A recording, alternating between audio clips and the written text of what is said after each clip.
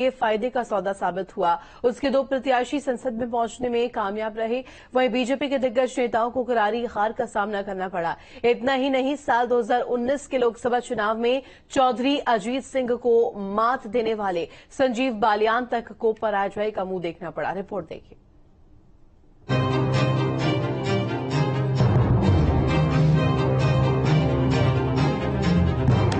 रालोद से गठबंधन के बावजूद बीजेपी को लोकसभा चुनाव में बड़ा झटका लगा है। चुनाव से ठीक पहले हुए गठबंधन ने भले ही जयंत चौधरी की रालोद के लिए संजीवनी का काम किया हो, लेकिन बीजेपी के लिए यह कोई खास लाभ का सौदा नहीं रहा। उसके संजीव बालियान जैसे दिग्गज उम्मीदवारों को चुनाव में शिकस्त का मुंह देखना पड़ा। आपको बता दें कि पश्चिमी उत्तर प्रदेश में जाट, मुस्लिम, दलित और ओबीसी बाहुल्य माना जाता है। यहाँ लोकसभा की कुल 27 सीटें हैं जिन पर रालोद का सीधा प्रभाव रहा है। साल 2019 के चुनाव में बीजेपी ने इनमें से 19 सीटों पर जीत हासिल की थी, जबकि साल 2024 के लोकसभा चुनावों में परिणाम आशा के बिल्कुल विपरीत रहा है। सहारनपुर से राघव लखनपाल, कैराना से प्रदीप कुमार, मुजफ्फरनगर से संजीव बालियान, फिरोजाबाद से ठाकुर विश्वदीप सिंह। वहीं रालोद के लिए बीजेपी के साथ गठबंधन हर तरह से फायदेमंद रहा। जो पार्टी पिछले लंबे समय से लोकसभा चुनावों में अपना खाता खोलने को तरस रही थी, आखिर उसका इंतजार खत्म हुआ और उसने दोनों सीटों पर जीत दर्ज करी। रालोद ने बिजनौर और बागपत की दोनों सीटों पर प्रत्याशियों को खड़ा किया और जीत दर्ज करी। बिजनौर सीट से चंदन चौहान चुनावी मैदान में थे, उन्होंने जीत दर्ज करी। वहीं इससे पहले लोकसभा चुनावों में रालोद को करारी हार का मुंह देखना पड़ा था। साल 2014 के लोकसभा चुनावों में रालोद 8 सीटों पर चुनाव लड़ी थी, लेकिन उसको एक भी सीट पर जीत नहीं मिली। साल 2019 के लोकसभा चुनाव में रालोद 3 सीटों पर चुनाव लड़ी, लेकिन उसका खाता तक नहीं खुल सका। लेकिन साल 2024 में रालोद ने करवट बदली और उसने 2 सीटों पर अपने प्रत्याशियों को उतारा और 2 की 2 सीटों पर उसने जीत दर्ज करी। तो चुनाव परिणामों को देखते हुए ये कहा जा सकता है कि बीजेपी के साथ आने का रालोद को तो फायदा मिला, लेकिन इसका फायदा बीजेपी को नहीं हो पाया है।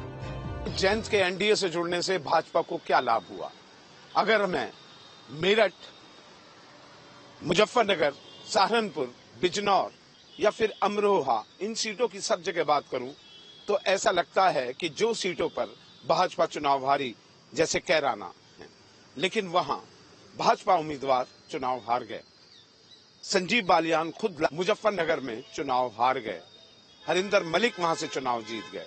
तो साफ है कि जयंत के 2 उम्मीदवार, जो जयंत खाता नहीं खोल पा रहे थे 2019 और 14 के लोकसभा चुनाव में, वो भाजपा की मदद से चुनाव तो जीत गए उनके प्रत्याशी, लेकिन उनका वोट शायद बीजेपी की तरफ ट्रांसफर नहीं हुआ। ऐसे में ये सवाल वाजिब बनता है, जयंत के आने से बीजेपी को लाभ हुआ? जिस लाभ की वजह से उन्हें लिया गया, या बीजेपी ये मान के चल रही थी कि संभावित नुकसान जयंत को लाने से वो टाल सकते हैं? कुल मिलाकर अब ये सवाल बन रहा है कि जयंत आने का भाजपा को फायदा हुआ या नुकसान। राजनीतिक विश्लेषक इस चुनाव परिणाम को अलग अलग नजरिए से देख रहे हैं। देखिए, होता क्या है कि आदमी ये सोचता है कि यहाँ पे आ गया फला व्यक्ति, इस गठजोड़ में आ गया तो क्या लाभ होगा, लेकिन कभी कभी हम शायद ये गणित लगाना भूल जाते हैं कि अगर वो इस गठबंधन में नहीं होते तो नुकसान क्या होता। सारी जगह मैं देख रहा हूँ, सुन रहा हूँ, तो ये आ रहा है कि भाई जयंत अपने वोट ट्रांसफर नहीं करा पाए और उन्हें लाभ हो गया। बिल्कुल सही बात है, उनको लाभ हो गया। उनका जो राष्ट्रीय लोकदल का 0 था 2 बार से, वो इस बार उन्हें संजीवनी मिली और जाके 2 लोकसभा सीटें उन्हें मिल गई, बागपत और बिजनौर, जहां से वो 2 से लड़े थे, दोनों जगह उनको विजय श्री मिल गई। उनके जीतने में भारतीय जनता पार्टी की जो भूमिका है, जो उसकी पृष्ठभूमि है, उसकी जो जमीन थी भाजपा की, बिल्कुल उसका लाभ मिला उन्हें, इसमें कोई दो राय नहीं। लेकिन मैं इस बात को खारिज नहीं कर सकता कि जयंत के आने से भारतीय जनता पार्टी को कहीं भी कोई लाभ नहीं हुआ। असल में अगर किन्हीं लोकसभा सीटों पर जाट निर्णायक भूमिका में है तो वो मेरठ, मुजफ्फरनगर से भी ज्यादा मथुरा और फतेहपुर सीकरी की सीट है। और अब आप ये देखिए कि मथुरा में हेमा मालिनी कितने भारी अंतर से जीती, तो ये जो मार्जिन उनका बढ़ा, मुझे लगता है कि इसमें कहीं ना कहीं रालोद का भारतीय जनता पार्टी के साथ हाथ मिलाना जरूर एक कारण रहा है। आपको बता दें कि 9 फरवरी को पूर्व प्रधानमंत्री स्वर्गीय चौधरी चरण सिंह को भारत रत्न मिलने के बाद रालोद प्रमुख जयंत चौधरी ने इंडिया गठबंधन से नाता तोड़कर एनडीए का दामन थाम लिया था। उसके बाद रालोद के बड़े असर को देखते हुए ये अंदाजा लगाया जा रहा था कि बीजेपी को इस इलाके में बड़ी जीत मिलेगी, लेकिन ऐसा परिणामों में हो नहीं पाया।